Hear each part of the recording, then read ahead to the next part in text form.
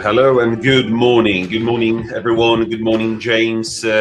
Good morning, lovely audience, and welcome today.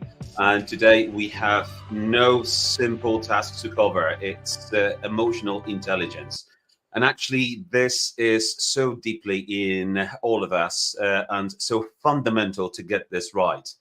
And so good morning, dreamers. Good morning, doers. You turned into the inspired entrepreneur. And with your hosts, myself, Greg Piskozub, and James Wyatt, this week, we dive deep into intelligence. Whether you're leading a team, managing stress, or building relationships, understanding the role of emotions is key. It's a key to unlock potential. So stay with us as we explore and we will harness the emotional intelligence to drive and to thrive in life and business. Let's get inspired. James, hello to you. How are you today? Good morning, Greg. Yeah, hello to you. Hello to all our audience. Quite an interesting subject today, emotional intelligence, something that is easily overlooked. Maybe some people have never heard of it. Maybe some people are using it without thinking it. But certainly in business, we need to understand the emotions of not only the business and the DNA of the business, but also the staff, the management and everything else that goes with it. So I'm looking forward to having a good old chat about emotional intelligence today. Well, yes, exactly. So this is something that stops us from proceeding to the next step. This is where we are. Have you ever had the moment when you paused before you made a decision? And I'm sure, James, have you ever had that moment when you're like, and you're there, but you're deciding because what's happening in your head? You've got the pros and cons about about doing it. You've got the fear, and you got a cost value, and and the value mindset. So is all of that is going through that short moment when you're about to make that decision. Yeah. I mean, if you think about that in its essence, that's actually quite an advanced position to be in, that pausing. My goodness me, that is an extremely advanced place to be. So there's a word that always jumps into my mind when I used to run my business. I used to have a team of people and there was something that went wrong. The very first thing that I used to think about was the consequences of what's just happened. So it's not what's happened, it's the consequences. But I just want to rewind a little bit, if I may, Greg, to when I first bought my first business. So back in 2008, 2009, I bought my first business. It had about 10 staff. It had one customer service person, and it sort of had me. And I remember that I was a very busy entrepreneur, opened the depot, first one there, last one to leave, answered the phones, was out driving. I did every single job in that business, all of the time, all in 100 hours a week. And I always remember that there were certain days I used to think, am I the enemy? It felt like the whole of the world was against me. My customers were screaming at me. My staff think I've done something wrong. And I used to really feel quite isolated. And I always remember there was one particular day where I was in the back of a van and I'm unloading a vehicle. It's late in the afternoon. It's been a very difficult day. And I just literally lost it, Greg. Someone threw a parcel at me and it was just the straw that broke the camel's back. So in answer to your question about having a moment to pause, there weren't no pausing in that moment. I was like a raging bull. I was jumping up and down, spitting, screaming, hollowing, throwing my emotions all over the place. So so that was my point. Sometimes we have to understand where emotions can start, which is obviously not a great place to be there. Where Yes. you were talking in that moment of pause and consequences, that is where I am now. So the journey from no pause, if you like, to pausing is quite interesting, actually. But yes, there's I would say a modern entrepreneur, someone that understands the team they have around them.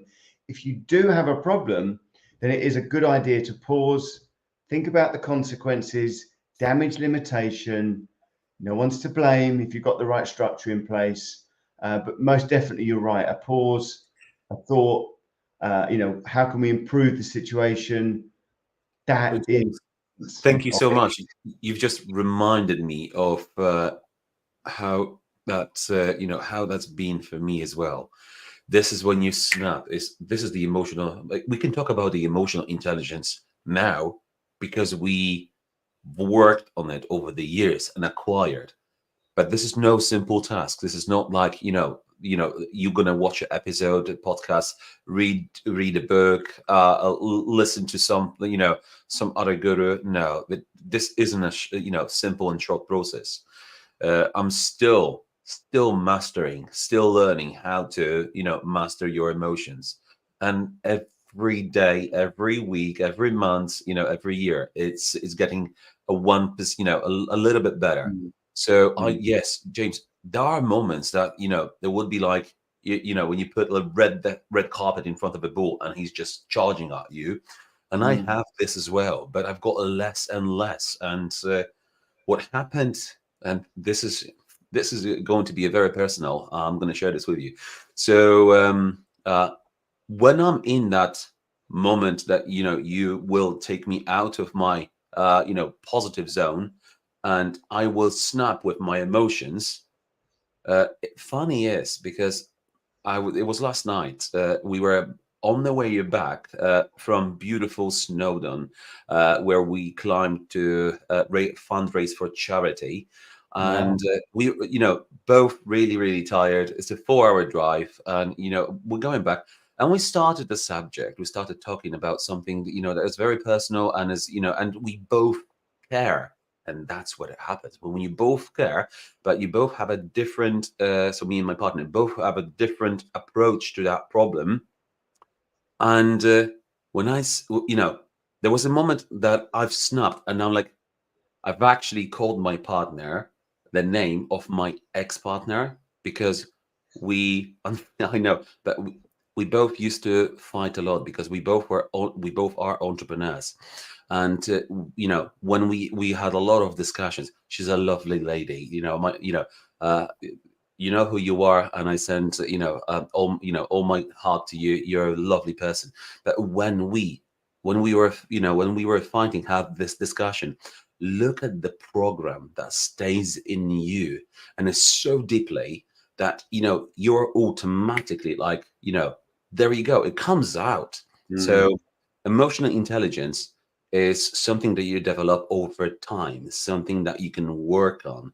And from moments of snapping and working on it, it's practice, practice, practice, practice. But James, what was the moment of revelation when you were, how did you overcome the problem of throwing your emotions out?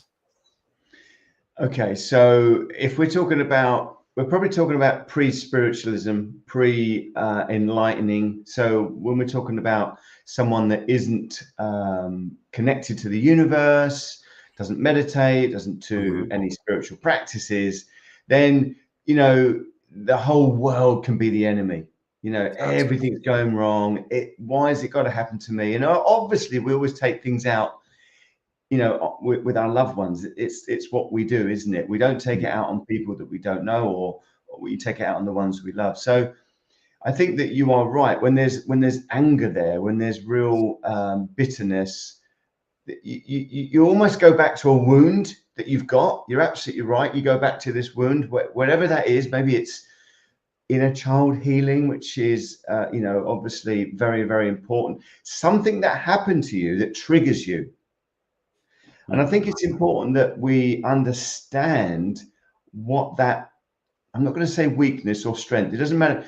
Whatever it is that causes you to flare up, okay, whatever that wound is that causes you to flare up. So pre-spiritualism, you just went with it and you wanted everybody else to suffer and you shouting your head off, and it would take maybe it could take an hour to get over it, maybe it'd take a few days. But I think after, in this new world, whenever I recognize that's coming, I deal with it in my spiritual practices. That would be a grounding, meditation, seeing it for what it is, giving it the time to come to the surface, but understanding that it's something I need to work on. I'm not hiding it away, but at the same time, it's not a big part of my life like it used to be. Okay. So now, based on that, you said it's not part of your life anymore, and how I deal with emotions. And we would like to cover, a broader subject. So please join us if you got something to say, if you would like to contribute, or if you've got any questions, please leave the comments. We would like to participate with you if you would like to come and join us. But the way I've been developing the skill of the emotional intelligence over the years is now I'm able to observe what is happening to me, like an inner state. So I've done emotional mastery a few years ago, and that really, really changed my life. And Sanjay, you know who you are, man. I absolutely love you because you've changed my life. Thank you so much. So, the emotional mastery helped me realize what's the most important in my life, and that's not taking into account my kids, my partner, my family. No one else is to realize what's important in my life, and that's exactly what's absolutely changed everything for me. And having that in mind, I then learned to observe the emotions that happens as they happened. Not always. I'm not mastered yet, but as they happen, I ask myself what it is that I want to achieve. And that's my best recommendation to everyone who's watching. What is that you want to achieve? And allow me to just elaborate on this. So when you're fighting with your partners, when you're fighting with your team, or when you have something that you really want the other party to do it for you, to deliver, to give you, to make sure that you want something, and you need to communicate with the other person and they are not getting it. But please don't forget what it is that you want, the desired outcome, because sometimes we think that we need to make them on this, like almost make them admit, yeah, of course you're right, but at the end of the day, you want them to go and do something, or you want them to be with you, or you want them to help you or contribute, or go out for for the weekend, do these clients, or stay longer for or do the overtime because you've got a project that you want to finish on time. Whatever that thing is, just keep in mind that this is exactly what what you want, and how to get there. Sometimes we think, and this is me based on my own experience, that if I show that I understand everything, that I know everything, and I've already thought about every possible outcome about that specific aspect, they will be like, oh yeah, he knows everything. He got it all wrapped up. Yeah, I better listen to him. Not putting my points across. What's the point? He knows it all. But actually, that's quite the opposite. Listen to what they've got to say. Understand how they perceive their role in that situation, and steer it, because what's the desired outcome for you. Just make sure you're going to lead them, and don't forget, because sometimes we just forget what we want and we get into a heated conversation which is not taking us where we want to go. I think what's really important there, Greg, is you made me think about, obviously this is inspired entrepreneurs. We want to get people to think about their business and moving forward. I think that we were talking about this earlier about the perception of luck and unlucky, right or wrong. It really is what we see from our eyes and our perception. So And you maybe think about a time when I was at work. Obviously, I was very good at running a business, logistics, award-winning depot. I knew it all. Surely I knew it all. Nobody could tell me that there could be improvements. And I think that we have to be careful that we don't become fixated on what is our perception of exactly how it should be. We need to use our ears, and we Yes. need to listen to other people who may have an opinion that is completely the opposite of what we think is right. How do we know if we're right? How do we know there isn't some right in what they're saying? And I think that's the skill, isn't it? You've got to understand the direction you want to go in as an entrepreneur. Yes. You've also got to learn to listen, and don't don't think that your way is the way. Absolutely. So, Magdalena, thank you for your comment. I actually, if you'd like some more information about the emotional mastery I did, I will be more than happy to give you all the details, as anything I do is to share and help and inspire other people and motivate. We both, me and James, we love helping people. Anything we can do to help you on your journey, on your personal or your professional journey, that's exactly what we do. So I would love to tell you more. If we have time, I will definitely tell you more information, and I can introduce you to people. But like James, like you exactly said, is we are, we think we know what is the most important at that moment, but actually, as a manager, I've learned over years that it is actually easier and quicker to let people make a mistake and ask them what was in your mind while you were doing it, when you choose to do this, because it will be quicker for me in my mind then at the time, like, no, don't do it, do it like that. But this is me, I know the processes, I know everything, and I just tell them how to do it. But actually, that's not how it works, because if I tell them to do it, I just basically tell them, go and do this. But that's not developing their skills, that's not developing their senses. But if you ask them, how did you understood what I asked you to do? That's one. So you know, you get a feedback. Secondly, you need to ask them, so what was in your mind? Why have you chosen to do this when that happened? You didn't understand what is important to them and what they see as, as obstacles, as challenges. And when you understand how they understand situations, you can just tweak it.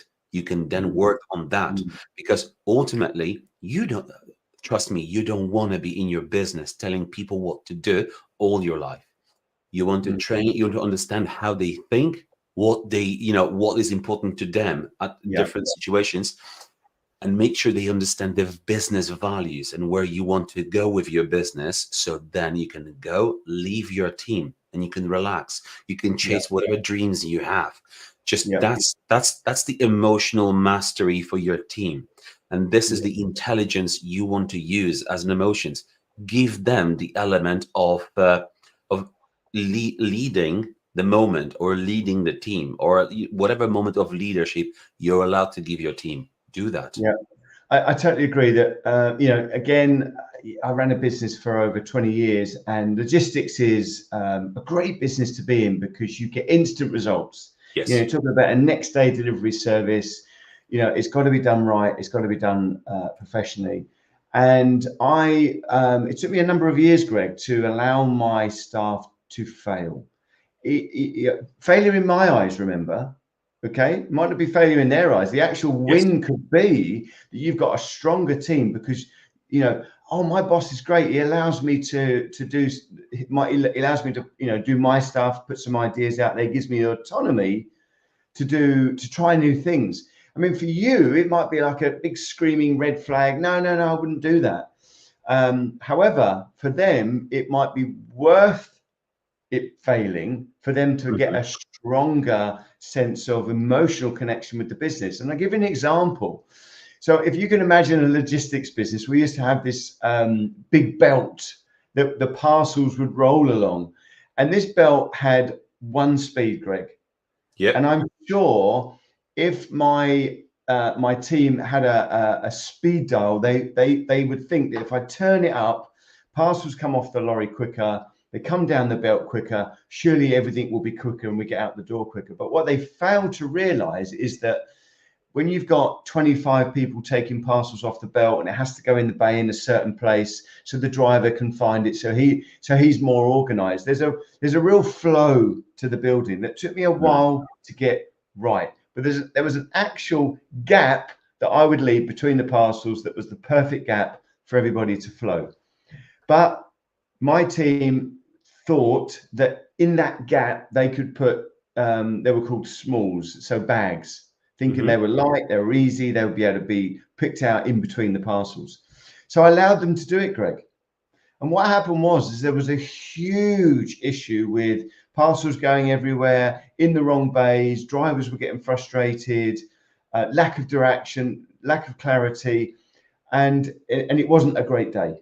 Okay, but I allowed it to happen because then from those ashes, we realized that we were doing it the right way.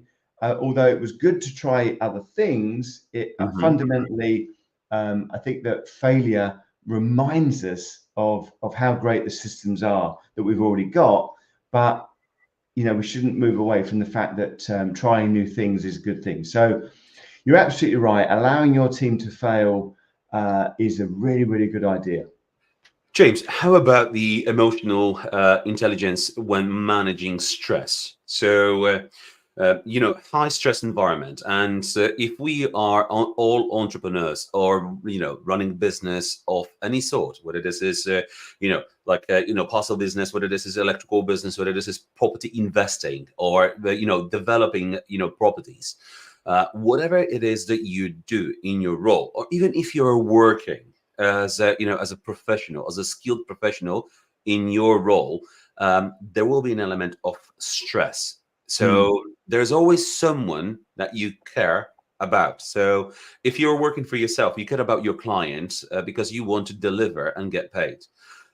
If you're working for corporate, you've got your boss, you've got your managers, and you care about delivery of your projects on time, because essentially this is what this is what you do, this is why you're there. And if you wish to progress, if you wish to make mark for yourself, you care about the delivery of the project. And there is that element of stress of delivery, and it touches everyone. And please leave a comment.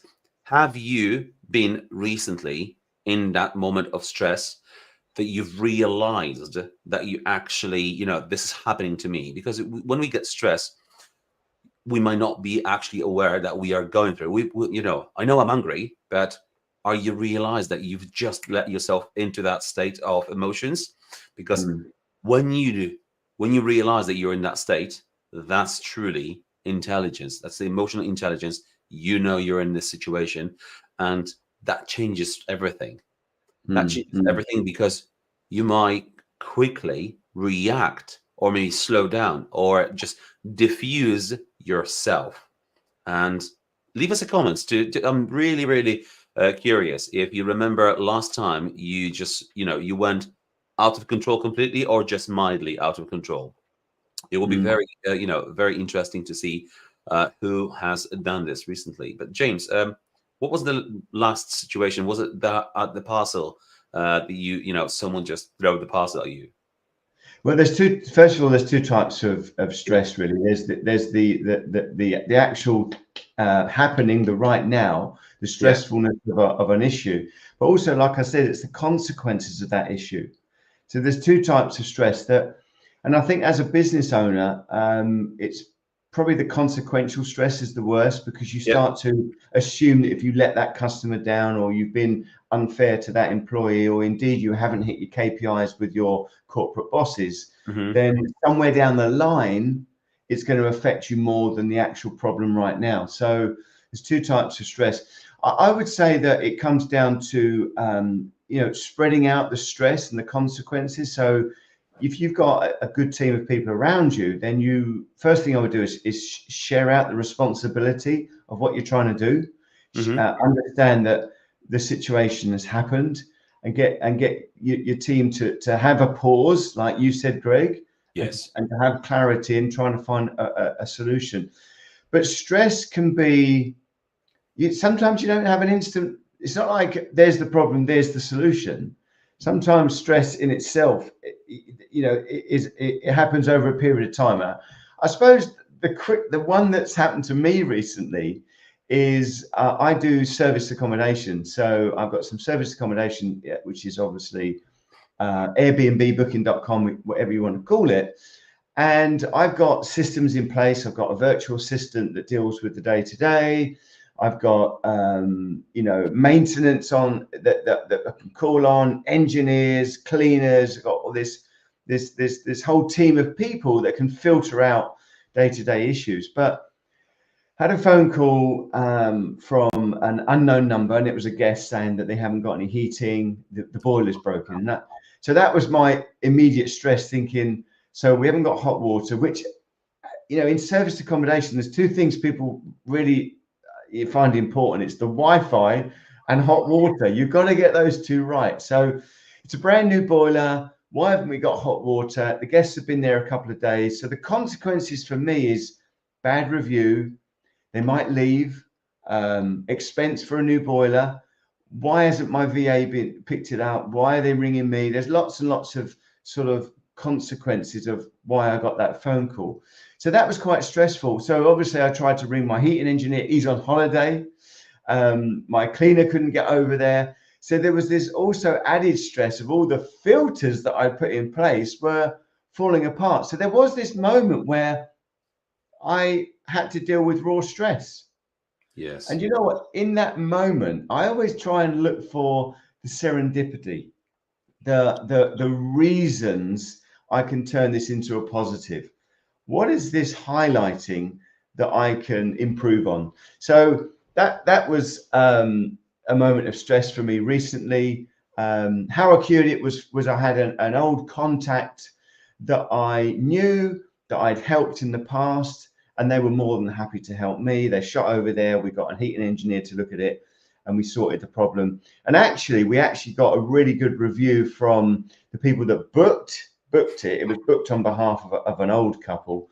So an old couple was staying there, but somebody else had booked it. So actually, it turned into a positive where we showed that particular client how quickly we responded to that problem. But getting back to your point, Greg, in that moment was very stressful, and I didn't have the answer straight away. However, the pausing, the thought process, the taking action, the seeing the good in it was a way I dealt with the stress. Would you say, James, that in that situation, people who have, lack of empathy, how would they react to this?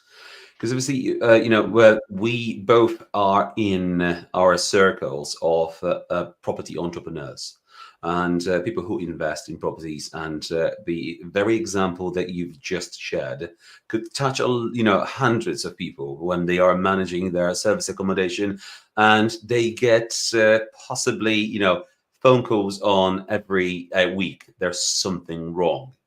How would lack of empathy play the role in this situation, in your opinion? You absolute empathy is the most important quality to have, and listening. Listen to the other person's view. Understand there is an issue. There's a form of stress that's happening, but it's really important that we listen to the other person's point of view, because what you see as stressful and those consequences might not actually be what they see and what their consequences are. And what I mean by that is you might be assuming their emotional response to it. Mhm. So I think that it's really important that we listen. Empathy is a great quality to have. Don't lose your temper. Don't see it for, it's like we said before, isn't it? You might think, oh, this is the worst thing ever, I'm so unlucky. But actually, it's only what you see through your eyes. And by listening to the other person, by showing empathy, they might actually see it in the same way that you see it. So therefore, it could calm the situation down actually and diffuse some of the stress. So it's a really How good way. about if we turn the notch even higher? And how Ooh. about if we use the power of empathy to replace the power of control. Mm. So if you're a business owner and you are, I know you've got a couple of businesses, so do I, and the hundreds of people who watch this as well. You've got a business, and we have to stay in control. We need to understand what it is, and this is we have to stay in control. Well, actually, we can have other people, gatekeepers, who are in control of our business. But as soon you understand their emotions, their feelings, and their values, and they know what the business values and the core business values are, you can have a better control by not having control. You Yeah. let them control. And this is how you selecting people working in your business. This is how you selecting people who manage your business. You need to understand what personality they are, and if they are line up with your core values and with your business core values, and Mm. they can control your business. Because at the Yeah. end of the day, we all want to just sit up and relax and just have time with families and let other people do what they're best at and find what you're best at. And I think that you've got to strike that balance as well, Greg, haven't you? You've got to be seen as a boss that gives autonomy. I can't tell you how many times I would come into work and the staff would tell me what's gone on, and they would wait for a reaction. Hmm. Yes. Is it going to be good cop or bad cop? And I think that as I grew maturity in my business, I wanted to see how they responded, how they reacted, and how as a team we can overcome the problem. So I think you've got to strike that balance. You don't want to be too laid back, because at the end of the day, you're a leader. You are the businessman. You are the captain of that ship. But at the same time, you don't want to be someone that just wears their emotions on their sleeve and just kicks off every 5 minutes. So I think the balance is really important. And I think that if the DNA of your business is problem solving, serendipity, looking for an opportunity to improve things when we get problems, that's a really powerful stance. Actually, imagine that we embrace problems so we can improve things. Um, that really does change the dynamics of a business. So balance is absolutely right, Greg. James, what a beautiful comment we got from Halina. Halina, this is absolutely, you're right. Let me share this with you. This is beautiful. So Halina said, emotional intelligence comes with a massive responsibility. You're absolutely right. Totally right. And every failure, building blocks of our success, teaches us the new way to resolve problems. Mm-hmm. How, that's a lot of wisdoms just in that message. So it is true that our mindset allows us to quickly choose to deal only the relevant problems and push aside the irrelevant ones. You've got this, Helena. This is beautiful, and this is so true. You absolutely got this. When you truly understand what is happening, let aside everything that is irrelevant and just deal with this little, the little problem. Because when you dissect everything and you take all the crap on one side, all the irrelevancy on the other side, and there's like, so where's the problem? And Mm. let's just shall we just change this, whatever that thing is, and that simplifies everything. We people we complicate everything for ourselves. We do. Instead of keeping things simple, we actually make them even more complicated than they are need to be. And let's simplify things. So Halina, well done. Thank you so much for this share. This is beautiful. You Just, got this. I was going to ask you, Greg, actually. So Mhm. if we think about business and the problems that we can have in business, I think it's really important. There's two things we do.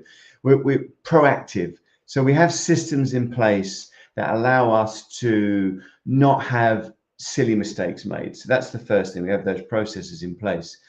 But also, there should always be a reflection on when something really stressful happened, and the moment and the problem solving that came, and then obviously there's this period of time where it's fixed. I think it's important that we remember those moments and we learn from them. We don't just forget about them. We can use them as examples for training new people. Mhm. And that was the thing I was going to say to you, Greg, is that systems can stop you from having problems. So proactivity and also learning from what you've had happen to you is also a very important thing. I know that you're very system orientated. What systems do you have in place in your business that have helped you from saving stressful moments? Yeah, well, this is so allow me to share with with you and the audience. So taking this back into my electrical business, where health and safety is very important, and we are now on the job working with my team, and the situation is where there's a risk to someone's life. My team have made a mistake, not knowing what to do, not being sure, if this is the right thing, and or actually damaging our client, property by, when we go in, we cut walls, we do all sorts of things, and I can see my team being absolutely distressed. Like really, really, and I can see client being affected by it as well. And firstly is going in and just be a diffuser. No matter what situation you're in, diffuse it first. That would be my first, port of call, is to diffuse the situation, because when we are in an element of stress actually takes the intelligence out. Yeah. When you're stressing, you can't think rationally, and this is actually proven. So if you're stressing, just firstly, if you're a manager, or if you're a person who's responsible for for your team, just make sure everyone can calm down. So diffuse the situation is step one. Step two would be to get everyone to calm down, and not because everyone would like to tell you they're a part of the story. Yeah. Mm. The story is not relevant to start with. So the story is not relevant, because when things are happening, we're quickly jumping to the blame game, and as Hmm. you did it. No, no, no, no, no. So, but secondly, is the story is not relevant. The situation, the fact, the problem. So, what is the situation that we have to deal with? That's the point number three. Focus on the problem. And when you focus on the problem, it's like you will then, okay, what, how can we fix it? How can we make it better? Yeah. By doing it, is you just shown everyone, but that you're not interested with who's done what, who's to blame. You don't want to find out and blame people. You just want to help them fix the situation. And Hmm. using these simple three-step method, by firstly diffusing, secondly not looking for who to blame, and thirdly focus on the problem, you will quickly and easily be able, even to, with the help of your team, to Mm. solve the situation, because Yeah. usually they know what to do. In many cases they would know what to do, but they just need your guidance, same way as the kids needs your guidance too. Adults, they do, and especially in a stressful situation, because stress takes the thinking out of the situation. And what you do by calming the situation down, you're inviting them to think about the situation once again calmly, and now they coming back with the ideas what to do now, and that's Yeah. the best way to do it. Yeah, I mean, you're absolutely right. Communication is key, isn't it? It's about taking responsibility for the problem, Yeah. communication, how we're going to fix the problem. And if you Yes. think about it, it's so easy in life for, I call it monkey mind, to go forward in time. The outcome is always worse than it actually is. So dealing with the problem in the present moment with the facts that you've got in an unemotional way is absolutely critical. You think about the police, the ambulance, the fire brigade. Think about the situations they turn up at. Very good Imagine point. if they started kicking off and blaming people and getting angry. That's life and death stuff. Okay, I know that's an extreme, but you're absolutely right, Greg. It's all about taking the emotion out of it and dealing with the problem at hand. And obviously, we don't have life and death in our businesses. We're talking about electrical work. We're talking about parcels. We're talking about service accommodation. But it is a whole lot easier if you take the emotion out, see the problem for what it is, and deal with it in that moment with good communication. James, I know you are a very positive person. You've got lots of positive energy about you. And the next questions I've got is like, you know, negative self-talk and low self-esteem, because that's another emotional intelligence. Mm. And I know millions of people in my circle who have that, and it's very low energy, but they always negatively, they will talk themselves out of doing something as a part of a greater event, go and enjoy their life, joining the rest of the people. There will be self-doubt, there's no self-belief. And I know you work with people. How do you help them? Wow, I mean, it's a massive subject there, but I think that ultimately, if you want me to be quick, most people are just worried about failing, Okay. because failure brings, it just brings a whole multitude of emotions. So there's two types of failings, Greg. The first is Mhm. not actually doing it in the first place. That fear of starting something, that's the first fear. The second fear would be, you've started something and, sorry, not fear, failure. Or, you've started something, you're getting going, and then there's a failure along the way. So there's two failures. First failure is you don't even start in the first place. That's a failing. And the second failure is you have failures along the way, but you have started. Mhm. So I would say that procrastination is can bring about low self-esteem, low energy. I was talking about this to one of my clients only yesterday, actually, and we talk about a formula, and this is not a be or an end all formula, but I want to just bring to you about energy and frequency, and maybe that's linked to low esteem and low energy. So if we think about driving force, Mhm. what is our driving force? What is our intention? What is our goal in life? What is our why? Why do we get out of bed? What is it we want to achieve? What do we want to achieve for our family, ourselves? I call that the driving force. Now, if driving force is strong enough, I would times that by flow. And that is Mhm. allowing life to flow, not trying to force things, not trying to push people into things, using our intuition to allow life to flow. And then from flow, you get synchronicity, you get timing, you get things working out when they should work out. So that to me creates high energy, high frequency, a buzz. Things are going well for me because I know where I want to go. I allowed things to develop, and I Mhm. got this high frequency, this high energy. So that to me is how I stay positive, if that's the word. My high frequency, that buzziness, that things are going in the right direction. Yep. So that's what I do personally. I teach people to get into that high frequency, that high energy. You call it positivity. I see it as incrementally getting towards my ultimate goal, my driving force. So I hope that's helped you give an understanding of why I am positive, I'm high energy. It's because I'm moving towards my ultimate goals. And James, some people, um, in your environment, I can see that some people feel very uncomfortable with all of that high energy. Why would that be? Have you ever noticed this? Um, I mean, look, even I've come across high energy people, and in that moment, it's not easy to deal with.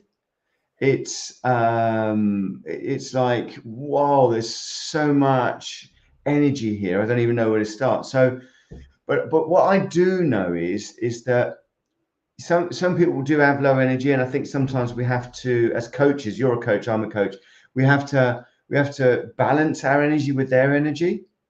That would be the first thing. But ultimately, procrastination, fear, worry, stress, all of those things are overpowered and subdued. I'm not saying that they're cancelled out by good thinking, spiritual practice, positivity, knowing where we're trying to get to, understanding flow. It's a difficult subject to do in a few minutes, but ultimately, um, understanding someone's energy is really, really important, I think.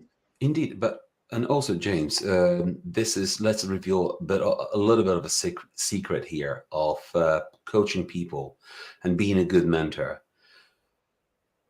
What is one secret that as coaches, mentors, we do to people so they succeed?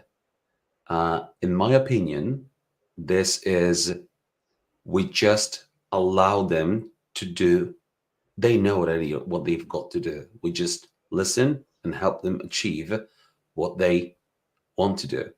So we're just a good listeners and we advise them. So when you say balance your energy with their energy, what would you say as as a secret of good coach and a good mentor is? Okay, so really everybody has it within. Hmm. Everything they could ever want to achieve, everything they could ever want of dreaming of having is all within. They Yes. are the captain of their ship. They are the star, the star person in their movie. They write the Hmm. script, they star in the show. It's all about getting them to understand that it's all within. Now, as coaches, you and me, Greg, we want to get that out of people. It's Yes. not an external satisfaction. It's not something you can get externally. It's Hmm. something that's internal. And so that was what I'm looking for as a coach. I'm looking for their internal growth. I'm looking for their courage. I'm looking for their goals. I'm looking for them to see the solution because it's all within the powerful energy that's inside us. So that would be my tip. My tip is to get my clients to understand that it's all within them and they're capable of achieving anything they want to achieve. Absolutely. Totally agree with you. It is so people listen. It is you who solve your problems, and your coach, your mentor, whether you have one, whether you've had one, or you're thinking of of getting one, just don't forget, you might not need it. Just listen to you, and if you're able to do what you know what you should be doing, that's the ultimate secret.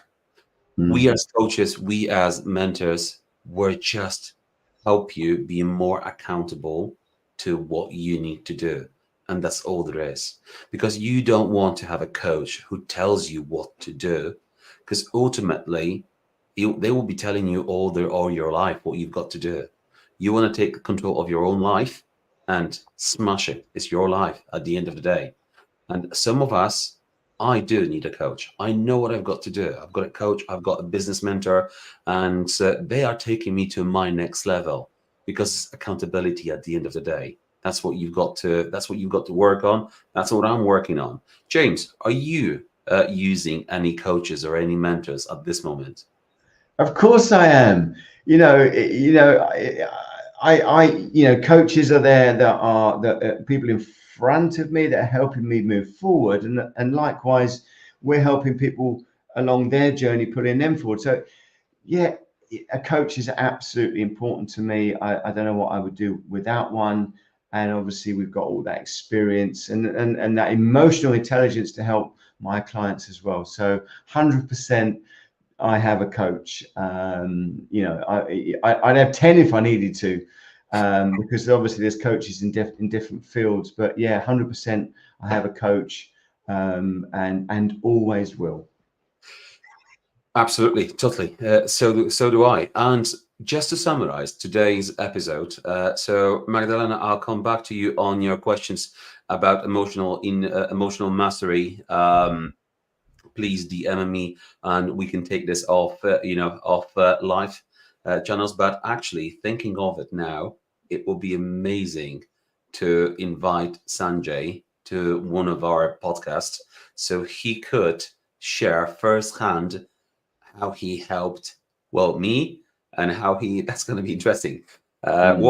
What he has noticed since he met me for the first time and what happened to me, but as well as he's a great guy, and I know he's helping hundreds of thousands of people on yearly basis. So this is something that I'll pick it up with him, and I'm sure he will be delighted to come and join us on the following episodes. So stay tuned.